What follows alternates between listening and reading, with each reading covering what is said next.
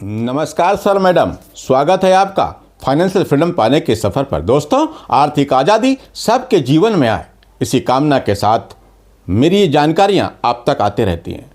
आज मैं कुछ कमेंट लूँगा। कमेंट वाला जो भाग होता है ये सबको देख लेना चाहिए, मुझे ऐसा लगता है, क्योंकि दूसरों के सवालों में बहुत सारे सवाल हमारे भी छुपे होते हैं। और दोस्तों, हम साथ में बात करेंगे एक पॉपुलर फंड मिड कैप का निप्पॉन इंडिया ग्रोथ फंड के बारे में कि उसका परफॉर्मेंस अब कैसा है, क्या उसमें लगातार बने रह सकते हैं या नहीं, इस पर हम कुछ चर्चा करेंगे। लेकिन उससे पहले मेरा आपसे एक निवेदन, कृपया चैनल को सब्सक्राइब कर दीजिए और नोटिफिकेशन की बटन को ऑन करके ऑल का घंटा दबा दीजिए। और हाँ, म्यूचुअल फंड को लेके आपके मन में कोई भी सवाल हो तो कमेंट बॉक्स में जाकर लिखें, मैं आपके सारे सवाल पढ़ता हूँ और सबका जवाब देता हूँ। कुछ लोगों के सवाल मैं वीडियो में नहीं ले पाता क्योंकि वीडियो ज़्यादा लंबा ना हो जाए, इसलिए मैं आपके कमेंट के नीचे रिप्लाई जरूर करता हूँ। दोस्तों, मार्केट की गिरावट में लोग म्यूचुअल फंड को छोड़ कर जा रहे हैं। बड़ी उम्मीद से वो लोग यहाँ पर आए थे कि पैसा बनेगा। मुझ जैसे लोगों ने, मैंने बताया था कि आप यहाँ पे करोड़पति बन सकते हैं, लेकिन साथ में हमने ये भी बताया था कि यहाँ पर समय लंबा देना होगा। 2 साल 4 साल के लिए यहाँ पर आकर के आपका पैसा नहीं बन सकता। अभी भी आप मार्केट को टाइम दीजिए, पैसा बनेगा। कहाँ जाएंगे आप? एफडी करने जाएंगे 6% 7%। तो इसलिए दोस्तों, म्यूचुअल फंड में बने रहें। मार्केट की गिरावट कोई पहली बार नहीं हो रही, आगे भी होती रहेगी। दोस्तों, चैनल को सब्सक्राइब कर दीजिए और म्यूचुअल फंड को लेकर आपके मन में कोई सवाल हो तो कमेंट बॉक्स में लिखें। चलिए शुरू करते हैं। आज मैं कुछ कमेंट सबसे पहले लेता हूं। ये रमेश सुके सर लिखते हैं, गवर्नमेंट ने LTGC टैक्स बढ़ाकर FIs को भगाया है, अदर कंट्रीज में LTCG टैक्स 0 है। बिल्कुल sir, long term capital gain FIs जो हैं उनको दूसरे देशों में नहीं लगता। वो जिस देश के रहने वाले हैं वहाँ पर वो अपना टैक्स भरते हैं, लेकिन हमारे यहाँ पर टैक्स की भरमार है, टैक्स पर टैक्स, टैक्स पर टैक्स। इस तरह से इसकी चर्चा इसलिए भी होनी चाहिए कि शासन सरकार तक ये बात जाए कि उनके इस निर्णय से लोगों को कितनी तकलीफ हो रही है, शेयर मार्केट इस तरह से क्यों गिर रहा है। ये सब चर्चा का विषय होना चाहिए। बातें नहीं करेंगे तो सुधार भी नहीं होगा, चुप बैठने से काम नहीं चलेगा। दोस्तों, अगला कमेंट लेता हूं। ये रचित व्लॉग लिखते हैं, sir Bajaj Finserv flexi cap में लमसम इन्वेस्ट कर सकते हैं for long term, please suggest. देखिए, बजाज फिनसर्व एक फ्लेक्सी कैप का फंड है और नया फंड है। इसका AUM भी काफ़ी कम है। इससे अच्छा मुझे Parag Parikh flexi cap, JM flexi cap ज़्यादा अच्छे लगते हैं। बाकी आपकी जहां इच्छा हो आप वहां पर कर सकते हैं। आदित्य सर लिखते हैं, long term capital gain tax कम करो, FIs वापस आएंगे। बिल्कुल सर जी, FIs की छोड़िए, हम जो लोकल इन्वेस्टर हैं, रिटेल इन्वेस्टर, हमें को भी छूट चाहिए। इतना tax, short term capital gain, long term capital gain, tax पर टैक्स, ये सब चीज़ें इसमें कम होना चाहिए। जब हम अभी हमारा पोर्टफोलियो नुकसान में है, कौन हमसे पूछ रहा है? जब हम पैसा कमाते हैं, मार्केट से पैसा बनता है, रिस्क हम लेते हैं और टैक्स इनको देना पड़ता है। टैक्स होना चाहिए पर एक मिनिमम होना चाहिए। इस तरह नहीं कि जैसे कोरोना के बाद मार्केट में बूम आई तो सरकार ने लगातार टैक्स को बढ़ा दिया। तो थोड़ा सोचना चाहिए आम जनता के बारे में भी। अगला सवाल मैं लेता हूँ। लिखते हैं, सर जी नमस्कार, मेरा नाम सूरज है, मुझे लगता है फंड मैनेजर ही सब कुछ है फंड का, इसलिए हमें फंड मैनेजर का परफॉर्मेंस देखते ही फंड सिलेक्शन करना चाहिए। बिल्कुल सही, फंड मैनेजर बहुत महत्वपूर्ण होता है किसी भी फंड में।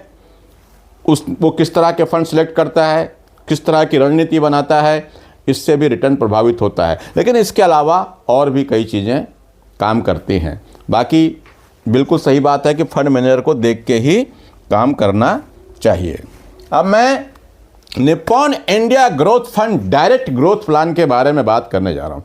ये एक पुराना फंड है, कंस्टेंटली लगातार अपने इन्वेस्टर को एक अच्छा रिटर्न बना कर दे रहा है। लगभग 15 साल पुराना फंड है ये।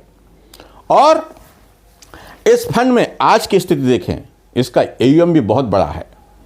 इसकी एनएवी काफ़ी ज़्यादा है, उसके बाद भी यहाँ पर लगातार लोग पैसे जमा कर रहे हैं। लेकिन आज मार्केट की इस गिरावट में हम समझेंगे कि इस फंड का परफॉर्मेंस कैसा है।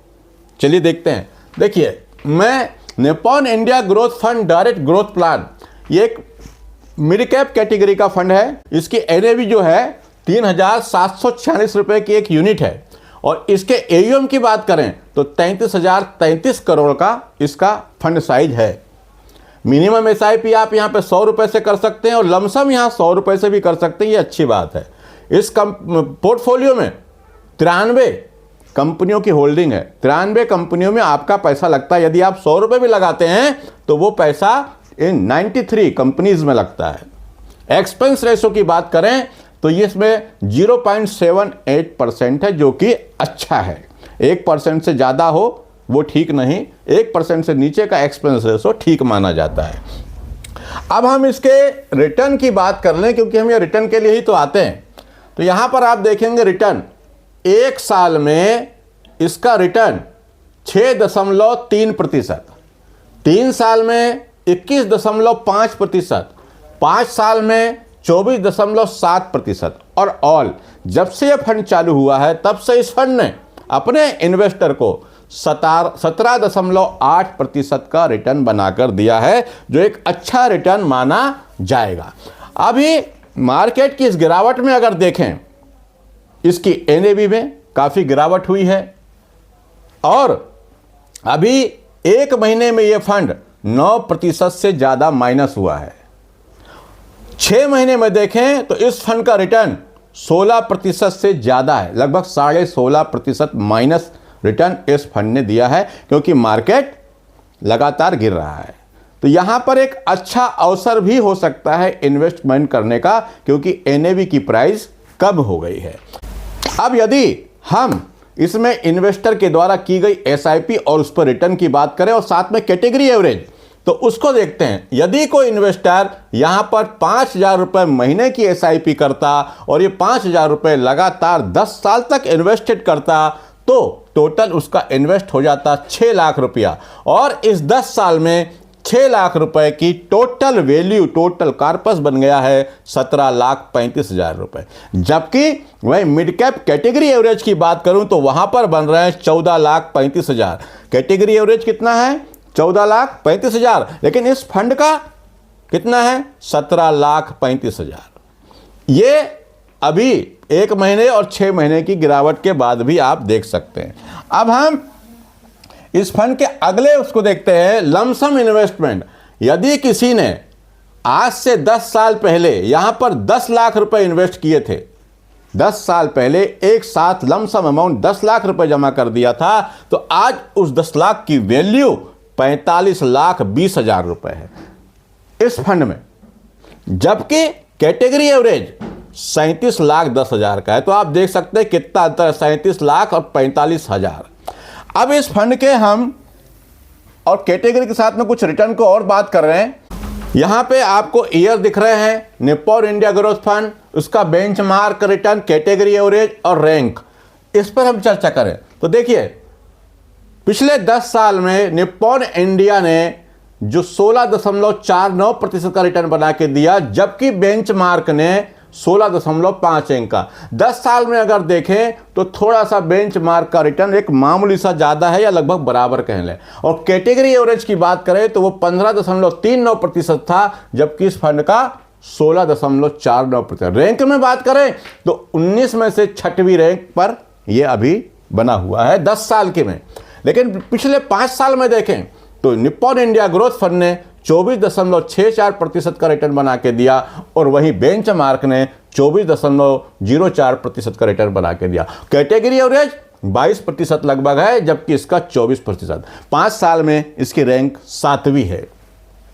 लास्ट 3 ईयर में देखें तो इस फंड ने 22.73%, लगभग 23% का रिटर्न बना के दिया, जबकि बेंचमार्क का रिटर्न लगभग 20% है और कैटेगरी एवरेज 19% के आसपास है। वहीं इसकी रैंक 4थी रैंक है, 4th रैंक पर यह फंड है। 1 साल का परफॉर्मेंस देख लें, इस फंड ने, Nippon India growth fund mid cap fund ने 7.68%, लगभग 7.5% का रिटर्न बना के दिया और बेंचमार्क का रिटर्न काफ़ी कम है 1.78%। तो पिछले एक साल में इस फंड ने अपने बेंचमार्क को बुरी तरह से बीट किया है।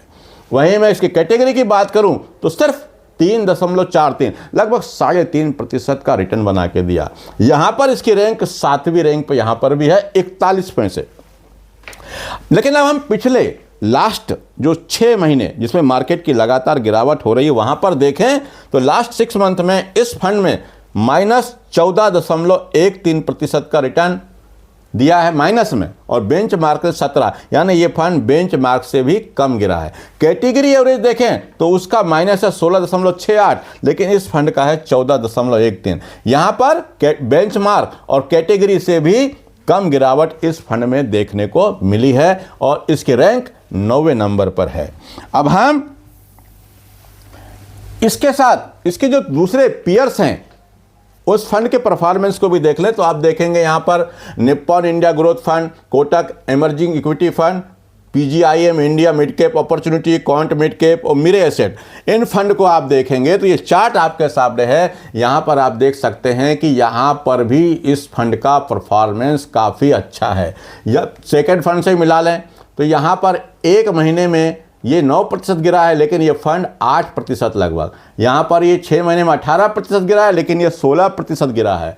वहाँ पर इसके रिटर्न यहाँ 5% प्लस है, यहाँ थोड़ा सा ज़्यादा है, इसका कम है। लेकिन आप यहाँ देखें, यहाँ देखें, यहाँ देखें तो आपको देखने मिलेगा कि लगभग इन सब फंड में से इस जो 5 फंड में अब कंपेयर कर रहे हैं, निप्पॉन इंडिया ग्रोथ फंड का परफॉर्मेंस ज़्यादा अच्छा है, कंस्टेंटली रिटर्न बना के देता है। और इस फंड की एक अच्छी बात और जो मुझे लगती है कि इस फंड मैनेजर ने किसी भी स्कीम में मोर देन 20%, किसी भी सेक्टर में 20% से ज़्यादा का पैसा नहीं लगाया है। इसके जो इनने इन्वेस्ट किया है, किस सेक्टर में किया है, कितना किया है, उसको अगर देखें तो फाइनेंशियल में इनका 17%, सर्विस में इनका 16% लगभग, हेल्थ केयर में 11% और ऑटोमोबाइल में 10% और कैपिटल गुड्स में 9%। इस तरह का इन्होंने इन्वेस्टमेंट किया है जो हमारे पोर्टफोलियो के लिए, हमारे रिटर्न के लिए बहुत अच्छा मुझे लगता है। यहाँ कहीं कुछ भी रिकमेंडेशन नहीं कर रहा हूँ कि आपको ये फंड लेना है, ये सिर्फ मेरे विचार हैं जो मैं आप तक पहुँचा रहा हूँ। आप अपने निर्णय से, अपने विवेक के अनुसार का फंड को चुनें कि आपको किस फंड में इन्वेस्ट करना है, वो आपका निर्णय है। मेरी ये जानकारी है सिर्फ आपको इस फंड के बारे में। दोस्तों, म्यूचुअल फंड को लेके आपके मन में कोई भी सवाल हो तो कमेंट बॉक्स में जाकर लिखें। मैं आपके सारे सवाल पढ़ता हूं और सबका जवाब देता हूं। और दोस्तों, चैनल को सब्सक्राइब करना मत भूलिए। नमस्कार, जय हिंद, जय भारत।